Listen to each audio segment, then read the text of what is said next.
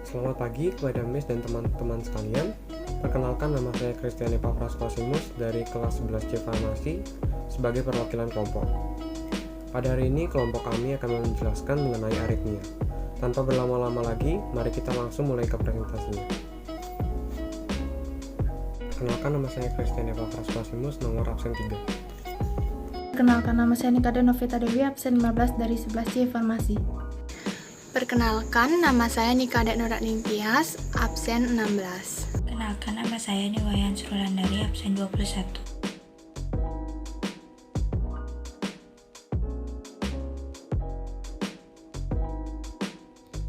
Aritmia adalah gangguan yang terjadi pada irama jantung.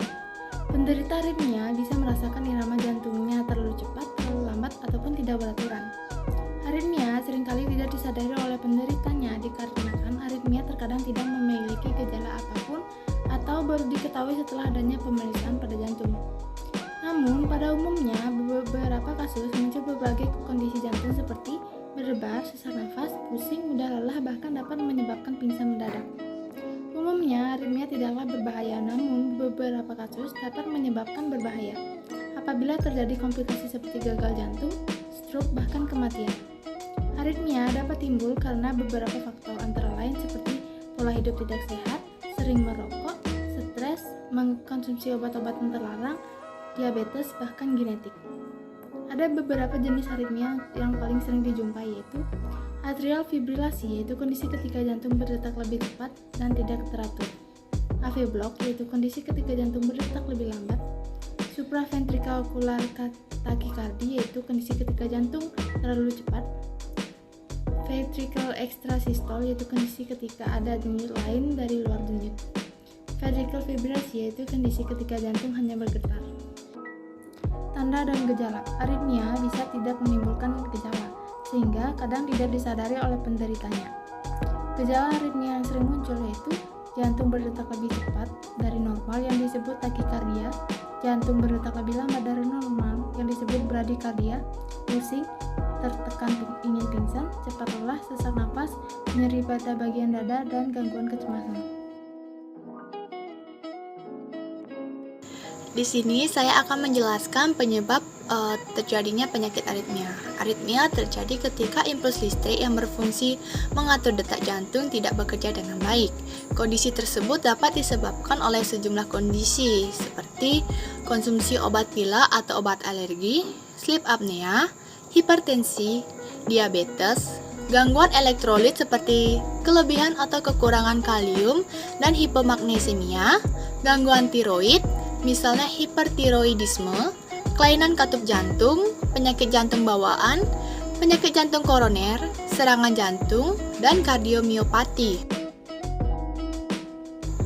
Selain kondisi medis, aritmia juga dapat dipicu oleh gaya hidup yang tidak sehat, seperti tidak dapat mengelola atau mengontrol stres dengan baik, kurangnya tidur, merokok, mengkonsumsi minuman beralkohol atau berkafein secara berlebihan, dan penyalahgunaan nafza.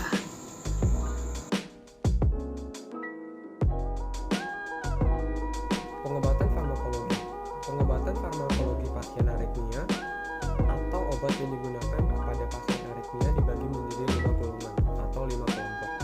Golongan pertama adalah sodium channel blocker. Obat anti-aritmia golongan 1 ini merupakan kelompok obat sodium channel blocker yang bertugas untuk memperlambat konduksi listrik di jantung. Pasalnya, gangguan kelistrikan di jantung menjadi salah satu penyebab aritmia karena bisa memperlambat, mempercepat, atau menambahkan jumlah denyut jantung. Contoh obatnya antara lain lidocaine, quinidin, dan procainamide. Golongan kedua adalah beta blocker. Obat anti-aritmia golongan kedua ini merupakan jenis obat beta blocker. Obat ini bekerja dengan menghalangi stimulasi sistem saraf simpatik ke jantung, sehingga mengurangi pengiriman impuls ke jantung. Selain itu, obat ini juga dapat mengurangi tekanan darah yang menghalangi efek hormon epinefrin atau adrenalin, sehingga denyut jantung tidak terlalu cepat dan tidak melebihi angka normal. Dan obat-obatan beta blocker ini biasanya dipakai sebagai pengobatan lini pertama untuk kelainan denyut jantung seperti takikardia dan supraventricular symptomatic atau yang singkat SVT. Contoh obatnya antara lain propranolol, acebutol, dan esmolol.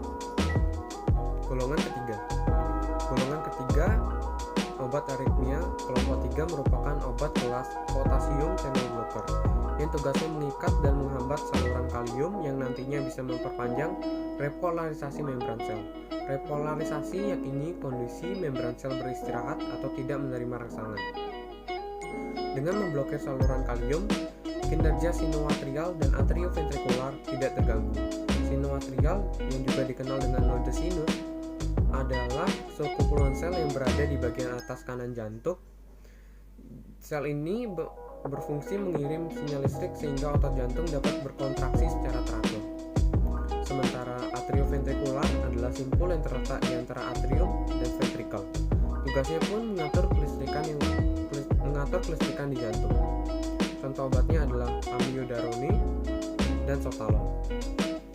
Golongan keempat yaitu calcium channel blockers atau juga disebut dengan CCB. Obat aritmia kelompok 4 merupakan kelas obat calcium channel blockers yang berfungsi untuk menghambat saluran kalsium sehingga mengurangi penggerakan ion kalsium dalam sel selama kontraksi aksi. Maksudnya mengatur masuknya kalsium ke sel-sel otot sehingga tidak menyebabkan kontraksi berlebihan di atas polos jantung, merelaksasikan otot polos pembuluh darah dan menurunkan kecepatan konduksi di dalam jantung. Contoh obatnya yaitu nifedipin, acebutol, esmolol. Golongan 5, digoxin. Obat digoxin biasanya digunakan untuk mengobati gagal jantung dan aritmia. Fungsi dari obat ini adalah membantu jantung bekerja lebih baik sekaligus mengontrol detak jantung tetap normal.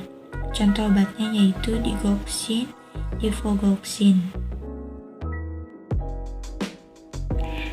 Terapi non-farmakologi aritmia. Yang pertama, menghindari dan mengurangi stres. Yang kedua, mengkonsumsi makanan sehat. Yang ketiga, menjaga berat badan ideal. Yang keempat, tidak sembarangan mengkonsumsi obat tanpa petunjuk dari dokter, terutama obat batuk dan pilek yang mengandung zat stimulan pemicu jantung berdetak cepat. Yang keempat, membatasi konsumsi minuman beralkohol dan berkafein. Yang kelima, tidak merokok. Yang keenam, berolahraga secara teratur. Di sini saya akan menyampaikan kesimpulan makalah yang telah kami selesaikan. Kesimpulannya adalah aritmia yaitu penyakit sistem listrik jantung. Sistem listrik jantung terdiri atas generator sistem alami yaitu nodus sinoatrial atau SA dan jaringan konduksi listrik dari atrium ke ventrikel.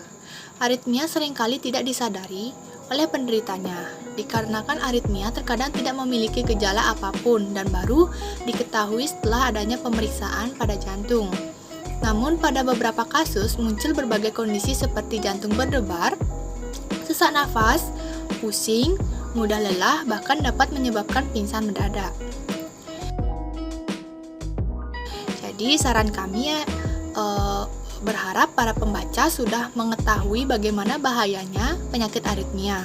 Di sini kami menyampaikan kepada para pembaca, ingat selalu menjaga gaya hidup yang sehat dan imbangi dengan berolahraga, juga mengatur pola makan yang sehat.